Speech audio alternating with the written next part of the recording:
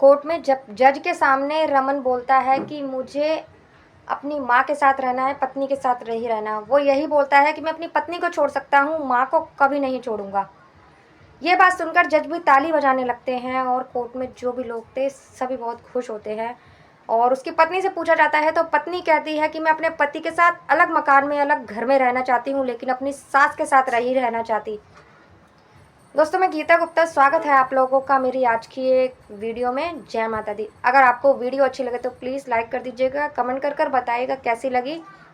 दोस्तों, ये दिल्ली की घटना है। लड़के का नाम रमन होता है, लड़की का नाम अनुष्का होता है। अनुष्का के घर वाले लड़का देखते हैं जो कि रमन को पसंद करते हैं। दोनों एक दूसरे को पसंद कर लेते हैं, दोनों की फैमिली भी बहुत खुश होती है। रमन के घर में उसके अलावा उसका एक बड़ा भाई होता है, उसकी भाभी होती है, उसकी एक बहन होती है जो कि शादी हो चुकी होती है उसकी, और उसके पिता नहीं होते, पिता की मौत हो गई होती है। क्योंकि रमन की जब शादी हो जाती है, अनुष्का जब उसके घर आती है तो उसका बहुत अच्छा परिवार था, लेकिन अनुष्का के आने के बाद घर में थोड़ा सा मनमुटाव होने लगा था।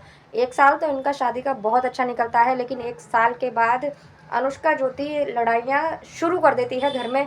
वो अपनी सास को पसंद नहीं करती थी, अपनी सास को सेवा नहीं करती थी बिल्कुल भी, ना उसे खाना टाइम से देती थी ना कुछ।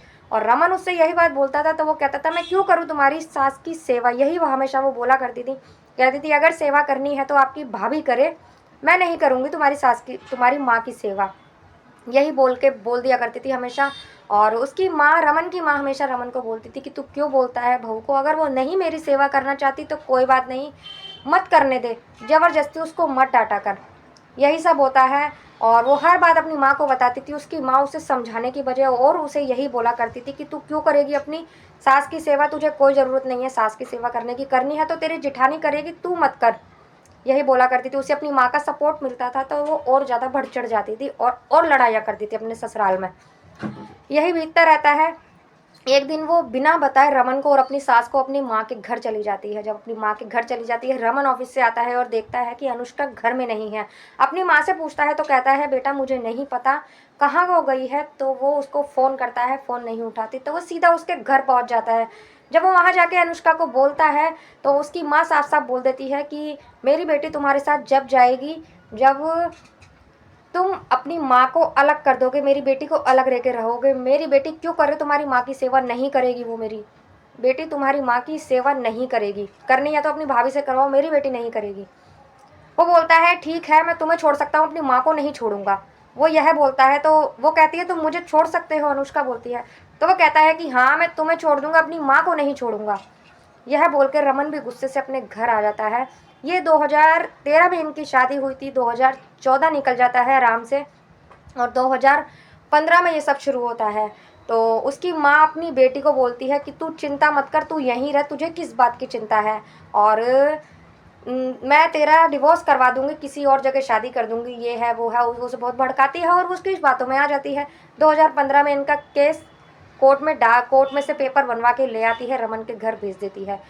केस शुरू होता है इनका 2015 में। 2015 से 2023 तक ये केस चलता है इनका तलाक का।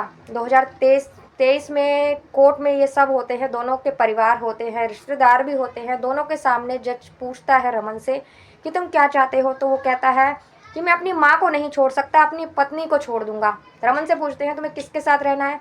तो वो कहता है मुझे अपनी माँ के साथ रहना है, अपने परिवार के साथ रहना है। मैं पत्नी को रखने की मना नहीं कर रहा, लेकिन अगर वो भी मेरे परिवार के साथ रहना चाहती है तो वो रह सकती है बेशक। तो उसकी पत्नी से पूछा जाता है तुम किसके साथ रहना चाहती हो।